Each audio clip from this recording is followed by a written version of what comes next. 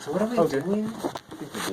Just an interview about environmental issues, actually. Okay. All right. So I guess first I'll open with, what do you teach here at Western? What do you do here at Western? Lots of things.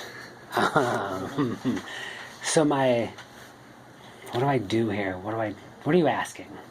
I guess I'm just sort of asking, It's a weirdly complicated question for me. That's true. Like, what kind of classes do you teach? And obviously, you're in English.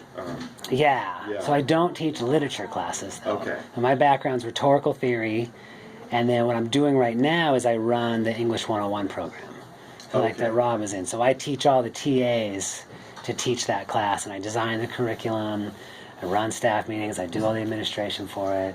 Right. So that's a big job, but my scholarship is in rhetoric. Okay. So I don't deal with Moby Dick, and I don't read novels. Gotcha. I read theories of communication and how that works. And does climate change, if at all, does it affect your work, or is it sort of not mine directly, but yeah, rhetorical scholars are asking really interesting questions about it. Okay. Really interesting questions. Like, what sort of questions are they asking? Like big ones, anyway. Like that come to mind. So a rhetorical scholar is going to pretty much think, and I want to say this as clear as I can, like, so how is something like climate change impacting, affecting, changing the way that information circulates amongst people? Okay. So we're not going to say, like, okay, what causes the barrier reef to die? Or what's going on with rising sea levels in terms of ocean acidification? That would be a marine biologist. Mm-hmm. I might ask, okay, ocean acidification is happening. What is that doing in terms of how people are thinking about tourism in the Florida Keys? Uh-huh. Because suddenly they have to communicate ocean acidification, rising sea levels, to folks who still want to think of the Florida Keys as a lovely place of paradise. There's this weird thing going on there, right? Like horribleness and tourism. Mm-hmm. So how those two things get talked about is what someone in my field would be interested in. Does that make sense? So they're sort of going for the human element of it, what's happening with humans. Not even just humans, but the ways that communication happens. Okay. Because we're communicating with the ocean, like it's telling us things, and we're talking back to it, like trying to understand it. So rhetoric gets a little weird in that it's not just based in the human. Okay. Like I think a lot about like even the way this office is structured. That makes us sit in certain ways, talk to each other in certain ways. Like it has its own communicative power. Yeah. And then we interact with it, and so it changes. So that kind of thing. Really interesting. Okay. So what do you personally think is the biggest issue, like environmental issue? Like if you had to talk about one. Well, I think it has to be climate change, right? Just because of all that's happening underneath it. Mm-hmm. And not only that, so what's cool from a rhetoric standpoint, scientifically climate change, and then you just the shit that happens because of it.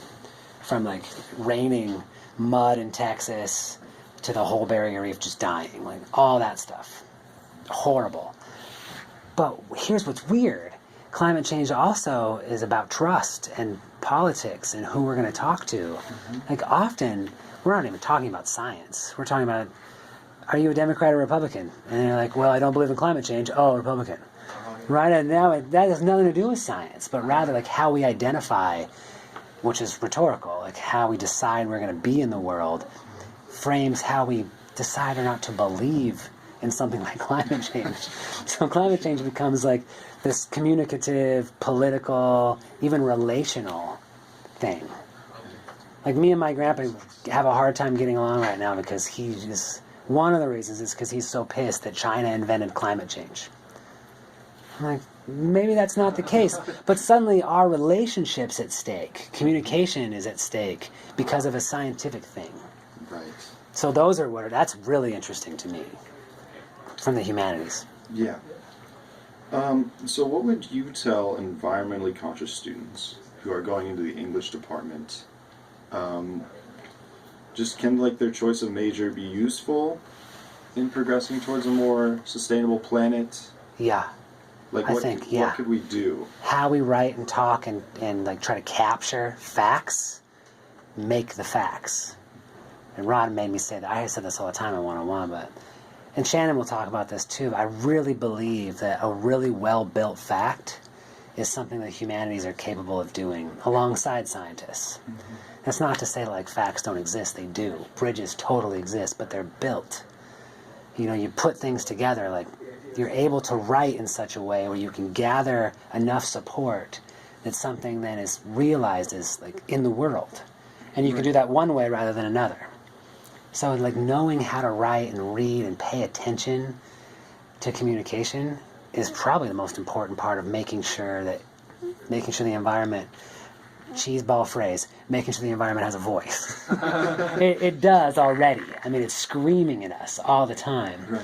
But it's not in the language that we're going to just immediately recognize. We have to create it by listening as best we can and then writing about it one way. Because how you write about climate change one way and then another way creates how people understand and view it. It changes it. So I think that's huge. Yeah. Does that make sense? No, that makes sense. Okay. Absolutely. That's all the questions that I had. Yeah. Do you have any to ask or? Those are good questions. Yeah, those are great. I think that'll do just fine. Yeah. What's going on? Are you guys like, why did you end up in this class? I ended up in this class. I'm trying to transfer down to either U of O or OSU, and they require that you take a higher English than just 101. Good. Yeah, for the business majors. So. Okay. And then I didn't even know it was environmental issues. You didn't? And that's the other part of my degree, I know. sustainability. So I'm like, yes. Oh, I forgot that's what you're doing. That worked out. Yeah. Good. Mm-hmm. So you're going to go down to OSU's. Corvallis is awesome. Yeah, either there or U of O. I'm trying to figure out which one has a better sustainability program. That's really That's part what I'm I'm going to liking. do. Yeah, I don't know. They're probably both great. You're Probably. closer to the ocean at Corvallis. True. OSU, so they might have more marine kind of stuff going on.